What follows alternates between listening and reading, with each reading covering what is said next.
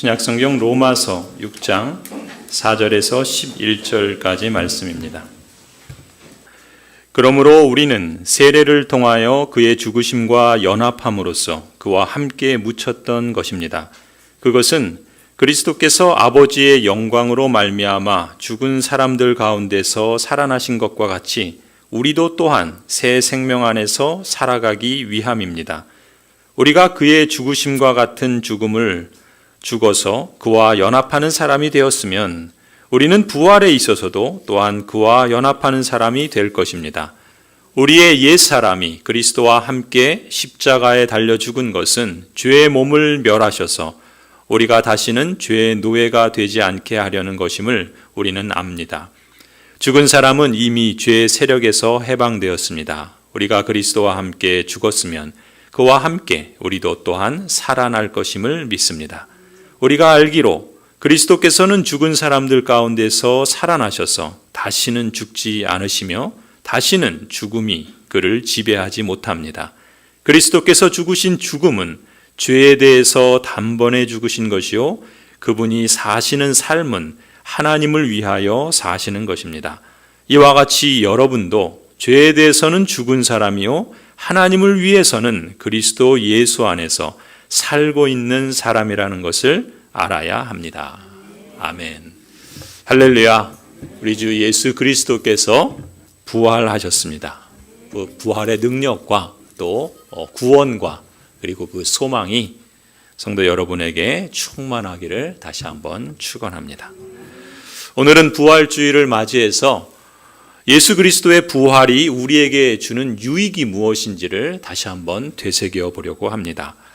하이델베르그 교리문답 제45문은 이렇게 질문합니다. 한번 화면을 보시면서 제가 질문을 읽으면 여러분들이 저와 함께 답을 읽도록 하십시다. 45문, 그리스도의 부활은 우리에게 어떤 유익을 줍니까?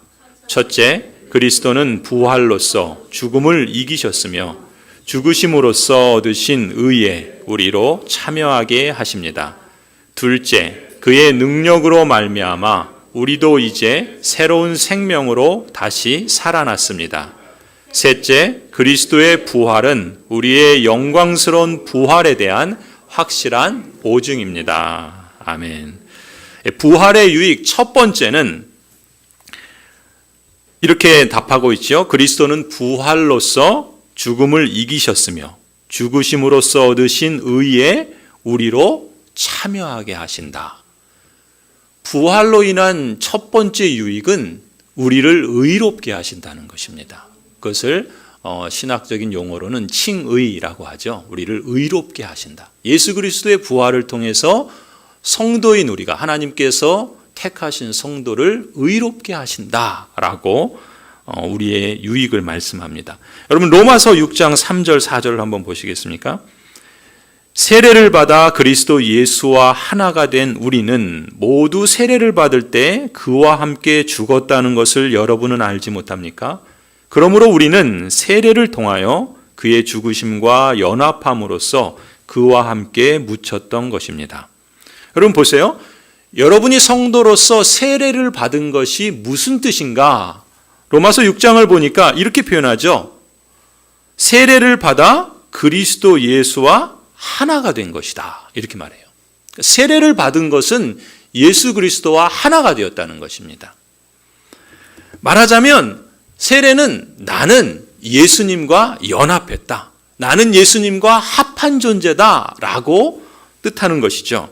또 3절 4절에서는 이렇게도 표현합니다. 우리는 세례를 통하여 그리스도와 그의 죽으심과 연합했다. 우리가 그리스도와 하나가 되었다, 연합했다라는 말을 좀 더 구체적으로는 그리스도의 죽으심과 우리가 연합되어 있다. 이렇게 말하고 있어요. 또 뭐라 그럽니까? 세례를 받을 때 그래서 그리스도께서 죽었던 것처럼 우리가 세례를 받을 때, 여러분이 세례를 받을 때 우리도 예수님과 함께 죽었다. 이렇게 말한다는 것이죠. 그러니까 세례로 예수 그리스도와 합하여 여러분의 옛사람은 죽은 것입니다. 십자가에 못 박혀 죽으신 분은 예수 그리스도만이 아니라 그리스도와 연합되어 있는 그리스도와 합하여 있는 여러분의 옛 본성도, 죄로 인해서 저주받을 수밖에 없는 그 죄악된 본성도 십자가에서 함께 죽었다는 것입니다. 그것이 여러분이 세례를 받았다는 의미라는 것이죠. 또 로마서 6장 5절 8절 우리가 읽은 본문도 한번 보세요. 이 본문을 보시면 그리스도와 연합했다, 그리스도와 합했다라고 함으로써 옛사람의 때는 지나가고 새 사람의 시대가 왔다라는 것을 강조하는 거예요. 보세요. 5절 8절입니다. 우리가 그의 죽으심과 같은 죽음을 죽어서, 누가 죽었다고요? 우리가 죽었다고요. 그리스도께서 죽으셨는데 그리스도와 연합되어 있는, 그리스도와 합하여 있는 우리가 죽은 것이다, 이렇게 말해요. 뭐라 그럽니까? 그의 죽으심과 같은 죽음을 죽어서 그와 연합하는 사람이 되었으면 우리는 무엇에 있어서도요? 부활에 있어서도. 부활에 있어서도 또한 그리스도와 연합하는 사람이 될 것입니다. 그리스도의 죽으심과 합해 있을 뿐만 아니라 그리스도의 다시 살아나심과 우리가 연합되어 있다라고 말씀하는 거예요. 8절 보세요. 우리가 그리스도와 함께 죽었으면 또한 뭐라고요? 그와 함께 우리도 또한 살아날 것이다. 살아날 것이다. 우리는 그것을 믿습니다. 그래서 옛사람과 새사람의 경계가 있어요. 옛사람과 새사람의 경계는 무엇이겠습니까? 그리스도예요. 그리스도가 옛사람과 새사람의 경계입니다. 그리고 예수 그리스도와 연합하는 세례를 통해서 바로 우리가 이 옛사람의 경계를 넘어서서 새사람으로 넘어왔다는 거예요. 그죠? 그러니까 그리스도께서 죽음에서 부활하셨다는 것은 죽음을 이기셨다라는 것을 확증해 주는 것이죠. 더 나아가서 옛사람의 그 경계를 그리스도를 통해서 넘어섰다라고 하는 것을 보여주는 증거라는 것입니다. 그런데 만일 그리스도께서 십자가에서 죽으셨는데 우리가 지난 사순절 40일 동안 또 지난 한 주간 고난주간을 보내고 특별히 새벽 기도를 하고 성금요 예배를 드리면서 그리스도의 죽으심에 대해서 기억하고 고난의 의미들을 되새기며 특별히 성삼위 하나님께서 창조 때부터 행하신 일들을 우리가 어거스틴을 통해서 배우면서 그 그리스도의 죽으심의 그 의미들을 되새겨보지 않았습니까? 그런데 그리스도께서 죽으신 사실로서만 만약에 끝났다면 그리스도께서 죽음에 죽임당하는 것으로 끝났다면, 달리 말하면 죽음에 패배하셨다면 어떻게 되겠습니까? 우리 역시 죽음을 정복하기란 불가능했겠죠. 불가능했을 겁니다. 그런데 그리스도께서 죽음의 정복자라는 사실을 우리가 알므로써 그리스도께 연합되어 있는 우리도 죽음에 대해 승리다라는 것을 확인할 수 있는 거예요. 그리고 그리스도께서 부활의 첫 열매라는 사실을 알므로써 그리스도께 연합되어 있는 성도인 우리도 부활할 것을, 그것은 영의 부활이 아니에요. 그렇죠? 뭐의 부활입니까? 우리 몸의 부활입니다. 몸의 부활. 영의 부활을 말하는 게 아니에요. 몸의 부활을, 예수 그리스도께서 몸으로 부활하시고 승천하셔서 하나님 보좌 우편에 육신으로 함께 계신 것처럼 그리스도의 재림한 아래 우리의 몸이 그리스도로 인해서 부활하게 될 것을 말씀하고 있는 것이죠. 우리는 그리스도의 이 부활을 통해서 그 사실을, 그 진리를 기대하며 확신할 수 있습니다. 그래서 그리스도의 죽음을 이기시고 부활하심으로 말미암는 첫 번째 유익은 우리를 의롭게 하셨다는 거예요. 로마서 4장을 한번 보십시다. 하나님께서 의롭다고 여겨주실 우리, 곧 우리 주 예수를 죽은 사람들 가운데서 살리신 분을 믿는 우리까지도 위한 것입니다. 예수는 우리의 범죄 때문에 죽임을 당하셨고 또한 우리를 의롭게 하시려고 살아나셨습니다. 십자가에서 죽으심은 예수 그리스도의 낮아지심의 사역이셨어요. 그런데 그 낮아지심의 죽으심은 우리 범죄 때문에 행하신 것이라고 한다면 그리스도의 부활하심은, 이제 높아지심이죠. 그리스도의 그 높아지심은 바로 우리를 의롭게 하시기 위함이었다라고 성경은 우리에게 말씀합니다. 여러분 이런 상상을 한번 해보세요. 만일 우리 죄를 위해서 죽으신 그리스도께서 여전히 무덤에 머물러서 죽으신 상태로 계속 계셨다면 어떻게 된 겁니까? 우리의 죄는 그리스도께서 우리의 죄를 위해서 죽기는 하셨는데 그 죄는 속죄받지 못한 것이 되겠죠. 그리스도께서 죽으시기만 하고 그 죽음 상태에 머물러 계셨다면, 달리 말해 부활하지 못하셨다면 사실은 모든 것이 헛것이라는 겁니다. 그래서 고린도전서 15장을 보세요. 뭐라 그럽니까? 그리스도께서 살아나지 않으셨다면 여러분의 믿음은 헛된 것입니다. 또 여러분은 아직도 죄 가운데 있을 것입니다. 다시 말해서 그리스도께서 죽음의 정복자가 되시고 다시 살아나셔서 승리자로 나타나셨다는 사실은 우리의 죄가 온전히 속죄되었고, 그래서 속전이 온전히 지불되었다는 뜻이죠. 이 속죄로 말미암아서 하나님의 그 공의로우심이 온전히 만족되는 거예요.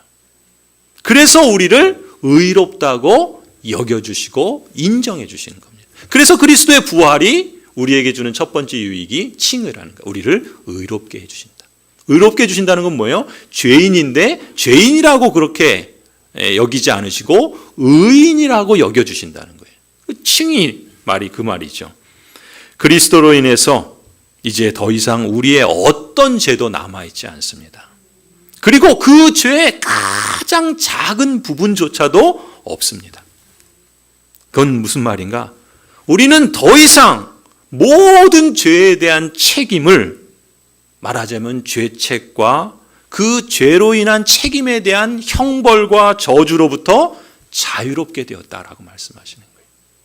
그래서 창세전에, 영원전에 우리를 택하신 하나님께서는 이미 우리를, 사실은 하나님의 시각에서는 이미 우리를 부르실 뿐만 아니라 거룩하게 하실 뿐만 아니라 이미 영화롭게 하셨다라고도 말씀하고 있는 것이죠.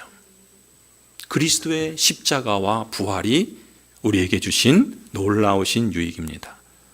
그렇기 때문에 성도 여러분, 혹이라도 여러분 가운데 여러분의 어떤 죄와 그 죄로 인한 죄책, 또 그것에 대해서 내가 어떤 무서운 형벌을 받을까 두려워하시거나 하나님을 죄로 말미암아 진노하신 그런 분으로만 바라보신다면, 그래서 여러분의 양심의 평화가 없고 또 여러분의 신앙의 자유함이 없고 진정한 하나님을 섬기는 그러한 복됨이 없이 그저 죽음에 대한 공포만 있다면 여러분은 마음을 돌이키십시오. 그리스도께서 죽은 자 가운데 사신 분이심을 믿음으로 바라볼 수 있기를 바랍니다. 그리스도의 부활이야말로 모든 그 하나님의 의로우심이 만족되었다, 완전한 만족이 이루어졌다라는 것을 보여주는 증거가 아니겠습니까? 여러분을 불러서 당신의 충만하심을 값없이 베푸시는 그리스도, 그 그리스도를 받아들이시기 바랍니다. 에베소서 2장 4절 6절을 보세요. 그러나 하나님은 자비가 넘치는 분이셔서 우리를 사랑하신 그 크신 사랑으로 말미암아 범죄로 죽은 우리를 그리스도와 함께 살려주셨습니다. 여러분은 은혜로 구원을 얻었습니다. 하나님께서 그리스도 예수 안에서 우리를 그분과 함께 살리시고 어디에 있다고요? 하늘에 함께 앉게 하셨습니다. 여러분, 이 말씀에 근거하면 우리는 부활하신 그리스도께 이렇게 호소하며 하나님 앞에 담대히 나아갈 수 있습니다. 주님, 그리스도로 말미암아 저의 죄들이 처벌받지 않았습니까? 그리스도로 말미암아 저의 죄책에 대한 값을 치러주지 않으셨습니까? 저의 보증이신 그리스도께서 죽은 자들 가운데서 살아나셔서 저를 살리시고 하늘에 앉게 하시지 않으셨습니까? 이제 하나님은 그리스도로 말미암아 저와 화해하신 제 하나님이십니다. 저의 아버지십니다. 그리스도로 말미암아 제가 주님과 화평한 바로 하나님의 아들이요 아버지의 딸입니다. 우리는 그리스도를 통해서 담대하게 이렇게 하나님 앞에 나아갈 수 있을 줄 믿습니다. 믿음으로 그리스도를 받아들이는 모든 사람에게 주시는 하나님의 약속, 곧 그리스도의 부활의 능력이 나를 의롭게 하시는 그 칭의의 유익이시다라는 사실을 기억하고 하나님과 화평한 관계를 누리시기를 축원합니다. 두 번째로 그리스도의 부활이 우리에게 주는 유익은 하이델베르 교리문답에 이렇게 답하죠. 둘째, 그의 능력으로 말미암아 우리도 이제 새로운 생명으로 다시 살아났습니다. 두 번째 유익은 뭡니까? 우리를 다시 살아나게 하시고 그 새로운 생명 가운데 살아가게 하신다는 것이요. 그것을 달리 말하면 중생케 하시고 거룩하게 하신다. 성화라 그러죠. 우리를 거룩하게 하시는 거예요.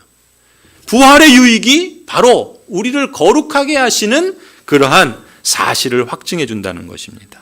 새로운 생명으로 살아났을 뿐만 아니라 살아가게 하시는 것이죠.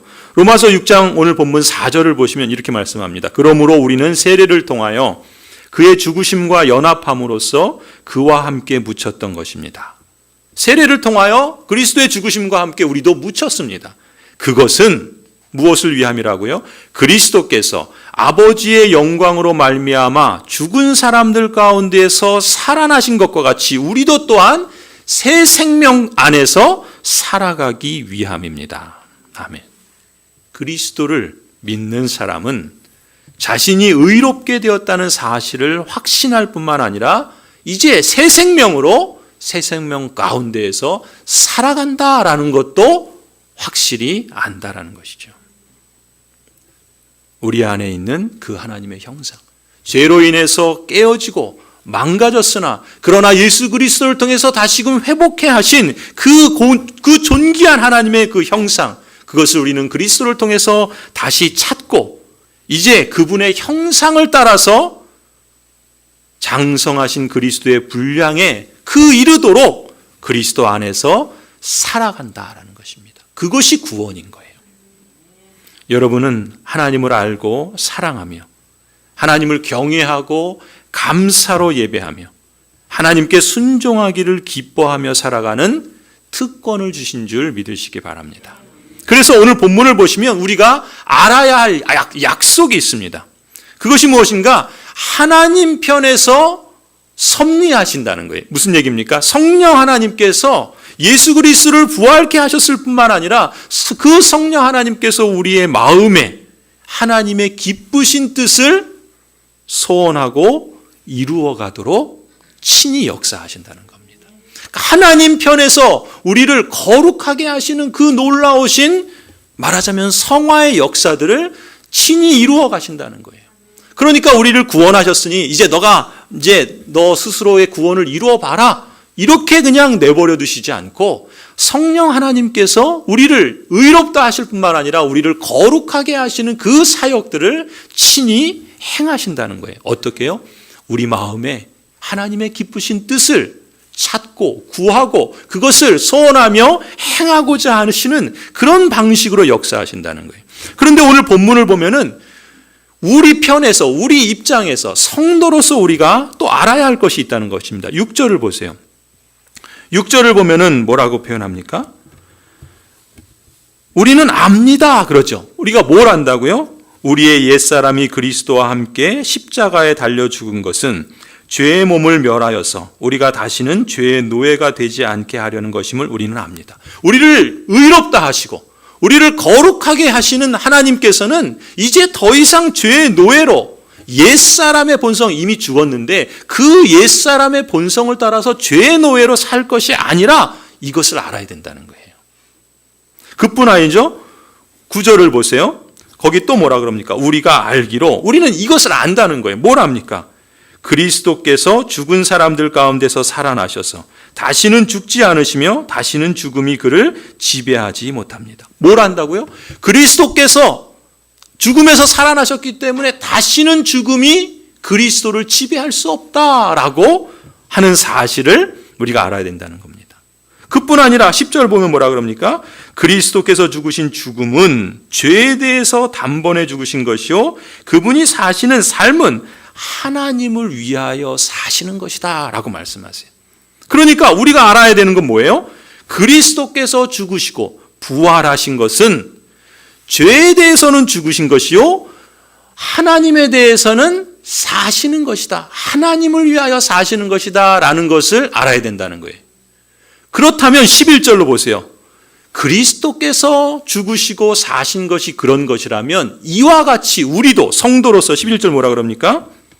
여러분도 죄에 대해서는 죽은 사람이요 하나님을 위해서는 그리스도 예수 안에서 살고 있는 사람이라는 것을 알아야 합니다. 우리가 알아야 할 사실, 알아야 할 진리를 이렇게 말씀하시는 거예요. 죽음에 대해서 우리는 죽은 자라는 것입니다. 그래서 죽음은 더 이상 우리를 지배하지 못합니다. 그리고 우리는 살아가고 있습니다. 무엇을 위해서요? 하나님을 위해서 예수 그리스도 안에서 살고 있는 사람이라는 사실, 그것을 알아야 한다라고 말씀하고 있습니다. 그러면 그리스도 안에서 하나님을 위해 산다는 것, 그럼 어떻게 살아야 하는가? 골로새서 3장을 한번 보세요. 우리 같이 한번 읽어보겠습니다. 1절부터 3절까지 같이 읽겠습니다. 시작.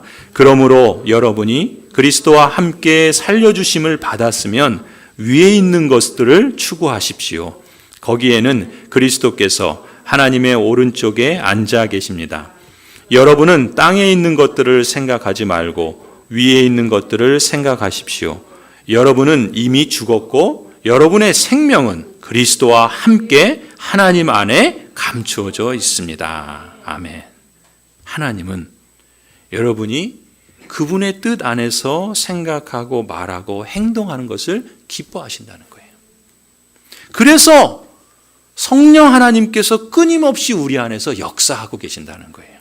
우리로 하여금 죄에 대해서는 그것이 얼마나 비참하고 비열한 것인가라는 것을 인식하게 하시고, 그래서 죄와 세상의 유혹에 그 옛 본성에 넘어져서 사는 그런 삶이 얼마나 가증스러운 것인가라는 것을 여기게 하시고, 그런 자신이 혹 하나님 앞에서 얼마나 부끄럽고 그렇기에 늘 회개하는 마음을 주심으로 우리가 위의 것을 추구하는 것이라 말씀하고 있는 것이죠.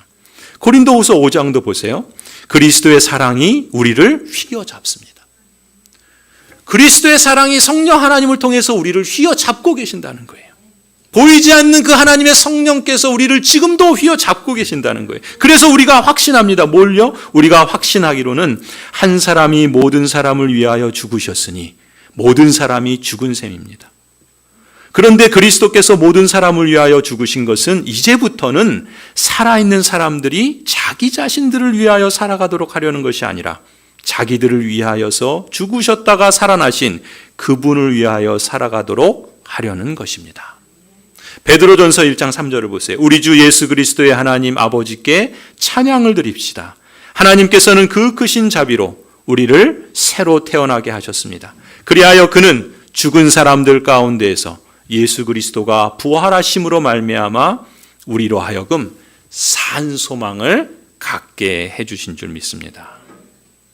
그리스도를 부활시키신 성령 하나님께서 이제 우리에게 그 사랑을 풍성하게 부어주셔서 하나님의 영광을 소망하게 하신다는 것이죠.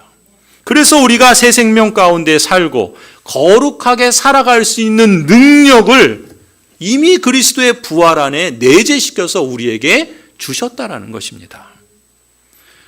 여러분, 우리가 지난 40일 동안 사순절 믿음의 도전을 했습니다. 우리 주보에 보시면은 그동안 여러분이 읽은 성경 그 장수가 14,970장이에요. 14,970장을 여러분이 읽었습니다. 그리고 릴레이 기도는 총 51,646분 여러분이 함께 기도했습니다. 시간으로 따지면 860시간을 이 사순절 기간 동안 릴레이로 기도한 것입니다. 또 많은 성도들이 히브리서에서 요한계시록 필사를 하셨고, 또 그래서 신약성경 이제 우리가 마태복음에서 시작된 복음서, 그리고 사도행전, 그리고 사도 바울의 서신서, 그리고 목회서신, 또 요한계시록까지 신약 성경 전체를 필사를 마치신 분들도 여러분 계십니다. 여러분, 새 생명 가운데 살고 거룩한 영적 성장을 살아가는 능력을 여러분이 지금 실감하고 있는 증거라 믿습니다.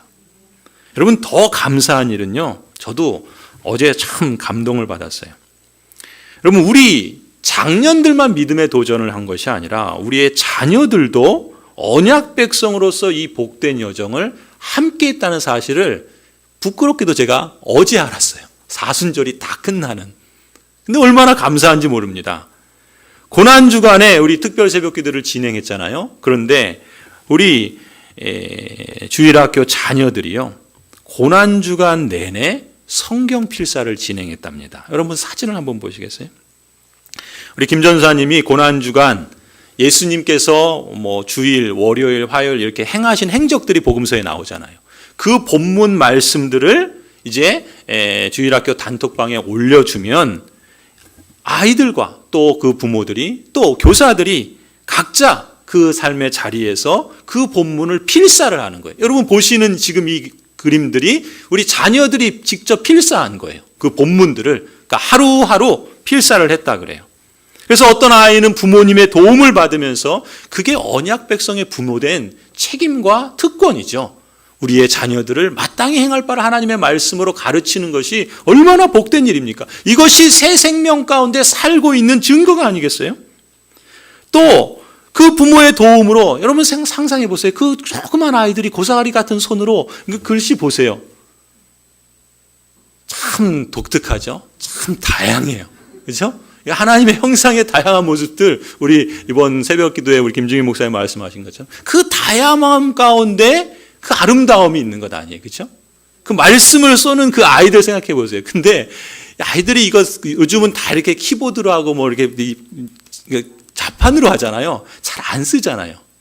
근데 그거를 아이들이 또박또박 이렇게 쓰면서 얼마나 사실 쉽지 않았겠죠. 그러니까 우리 이제 저학년, 그 어린아이는 이 글씨 쓰는 것도 아직 익숙하지 않잖아요. 한글도 아직 익숙하지 않을 수 있고. 그래서 어떤 할머니가, 우리 할머니가 먼저 써주신 거예요. 그러면 그 밑에다가 그걸 보면서 이렇게 따라 그리듯이 쓰기도 한 겁니다. 또 어떤 아이는 엄마랑 같이 이렇게 쓰기도 하고, 또 이제 우리 교사들도 이제 직접 쓴 걸 이렇게 이제 올리고, 이렇게 참 저는 그거 보면서 이게 참 감동이 됐어요. 이 코로나 때문에 아무것도 못하는 줄 알았는데 이게 지금 새 생명 가운데 살고 있다라는 것을 보니까 저는 이 부활의 사실도 감사하지만 그렇지 않습니까? 지금 코로나가 그래도 아직 지금 막 이렇게 막 득세하고 있지만 이제 끝나가잖아요. 그렇죠? 이제 끝이 오고 있는 거 아닙니까? 이 부활주의를 맞이하면서 새로운 시작을 우리가 맞이하는 것 같은 그런 감격이 있어서 감사한데, 우리의 자녀들이 그동안 사실 2년 넘도록 함께 모여서 예배하지 못한 그런 안타까운 일들이 있었는데, 그래도 그 생명 가운데 일하고 있다, 역사하고 있다, 살아있다라는 것들을, 이 흔적들을 통해서 보는 것이 얼마나 감사했는지 모릅니다. 성도 여러분, 새 생명 가운데 살아가고 있다는 것, 우리가 그렇게 살 수 있을 뿐만 아니라 우리가 마땅히 그렇게 살아야 될 뿐만 아니라 성령 하나님께서 우리 안에서 함께 그렇게 역사하고 있다는 것을 우리가 잊지 않았으면 좋겠습니다. 또 하나 우리가 알아야 할 진리가 있습니다. 이처럼 새 생명 가운데 살 수 있도록 역사하시는 성령 하나님의 은혜는 사실은요, 현재와 또 우리가 이 땅을 살아가면서 겪는 고난까지도 하나님의 역사 가운데 있다는 사실이고, 더 나아가서는 이 현재는 미래와 연결되어 있다는 사실입니다. 로마서 8장 18절을 보세요. 생각하건대 현재의 고난은 장차 우리에게 나타날 영광과 비교할 수 없다다. 현재는 소망 중에 비록 환난과 어려움을 당하고 있지만 인내와 연단을 이루어가는 기간이다라는 말씀이죠. 우리는 신실하신 하나님을 믿음으로 하나님을 신뢰하고 하나님을 자랑하고 현재의 고난까지도 말씀의 약속 가운데 인내하는 중에 장래의 영광을 소망하는 것입니다. 여러분 모두가 그리스도의 몸에 붙어있는 한 부분이라는, 한 지체라는, 한 몸이라는 사실을 잊지 마십시다. 여러분은 머리이신 그리스도께서 그런 점에서 경험하는 것들을 무엇이든지 여러분도 풍성하게 경험하게 해주실 줄로 믿습니다. 마지막 세 번째, 부활의 유익. 하이델베르그 교리문답은 이렇게 답합니다. 셋째, 그리스도의 부활은 우리의 영광스러운 부활에 대한 확실한 보증입니다. 뭐라고요? 그리스도께서 부활하신 것은 우리가 장래에 부활하게 될 것, 몸의 부활에 대한 확실한 보증이라는 것입니다. 그것은 달리 말하면 하나님께서는 우리를 영화롭게 하실 것이다라는 거예요. 그리스도의 그 영화된 그 영광스러운 몸과 같이 우리의 몸도 그렇게 영화롭게 하실 것이다라는 것이죠. 여러분, 부활과 관련해서 성경의 기록을 주목해 보십시오. 그리스도의 부활은요, 이제 더 이상 부활만 얘기하지 않습니다. 그리스도의 부활은 그리스도의 영광을 보여주는 서막으로 늘 말씀합니다. 로마서 8장 11절을 보세요. 예수를 죽은 사람들 가운데서 살리신 분의 영이 여러분 안에 살아계시면 그리스도를 죽은 사람들 가운데서 살리신 분께서 여러분 안에 계신 자기의 영으로 여러분의 죽을 몸도 살리실 것입니다. 그리스도의 부활은 우리도 육체로 부활할 것을 보여주는 가장 분명한 증거요, 약속이라, 확증이라 말씀합니다. 고린도전서 15장 20절을 보세요. 그러나 이제 그리스도께서는 죽은 사람들 가운데서 살아나셔서 잠든 사람들의 첫 열매가 되셨습니다. 한 사람으로 말미암아 죽음이 들어왔으니 또한 한 사람으로 말미암아 죽은 사람의 부활도 옵니다. 아담 안에서 모든 사람이 죽는 것과 같이 그리스도 안에서 모든 사람이 살아나게 될 것입니다. 성도는 그리스도 안에서 살아나게 될 것이다 라고 말씀합니다. 모든 것을 추수할 때 그리스도를 뒤따르는 모든 신자들, 하나님께서 택하신 성도들은 모두가 다 일어날 줄로 믿습니다. 우리의 비천한 몸을 변화시키셔서 그리스도의 영광스러운 몸으로 변화시킬 것이다. 영화롭게 하실 것이다. 이것이 하나님의 약속이죠. 빌립보서 3장을 보세요. 그 끝부분에 보면 이렇게 말합니다. 우리의 비천한 몸을 변화시키셔서, 비록 지금은 고통하고 병으로 인해서, 여러 가지 전염병으로, 질병으로 인해서 우리가 연약할 수밖에 없지만, 그러나 이 연약한 육신조차도 하나님께서 더 이상 고통이 없고 예수 그리스도의 영광스러운 몸으로 우리의 몸도 변화시키실 것이다. 그래서 뭐라 그럽니까? 그리스도의 영광스러운 몸과 같은 모습이 되게 하실 줄 믿습니다. 여러분, 그런 점에서 우리 성도의 죽음은 더 이상 죄에 대한 형벌이 아니죠. 그리스도의 죽음으로 말미암아 신자에게 죽음은 더 이상 쏘는 것과 같은 저주가 아닙니다. 오히려 영원한 하나님 나라의 안식과 평화로운 삶을 시작하게 된 것이죠. 우리는 옛 본성에서 새 생명으로 그 그리스도를 통해서 경계를 넘어섰을 뿐만 아니라 이제 썩어질 몸에서 영화로운 몸의 그 경계를 넘어선 자가 되었다라고 말씀하시는 것입니다. 그리스도의 부활을 통해 얻는 유익, 여러분, 우리 신앙에서 이것이 가장 특별한 것이라 믿습니다. 사도 바울은 그래서 이렇게 고백합니다. 내가 바라는 것은 그리스도를 알고 그분의 부활의 능력을 깨닫는 것이다. 그리스도의 부활의 능력, 그것을 깨닫는 것, 그것을 붙잡는 것, 그것이 사도 바울이 평생 바라는 것이었다라고 고백합니다. 부활의 능력을 깨닫기를 참으로 원했을 뿐만 아니라 그래서 그리스도의 부활을 늘 묵상하는 일에 사로잡혀 있었던 것이죠. 유대교처럼 이제 더 이상 우리는 토요일이 아니라 그리스도께서 부활하신 주일, 우리가 낮과 밤으로 예배를 드리는 것은 바로 주님의 부활을 주야로 묵상하기 위함 아니겠습니까? 여러분에게도 부활의 능력을 깨닫고 묵상할 때 흔들리지 않는 유익을 주실 줄 믿습니다. 그리스도를 알고 그분의 부활의 능력을 깨닫고 의롭다 하시고 거룩하게 하시고 영화롭게 하시는 하나님의 약속을 알고 진리 가운데 인내로 붙잡으며 성도로서 하나님을 위하여 살면서 평강을 누리시기를 간절히 축원합니다. 기도하시겠습니다.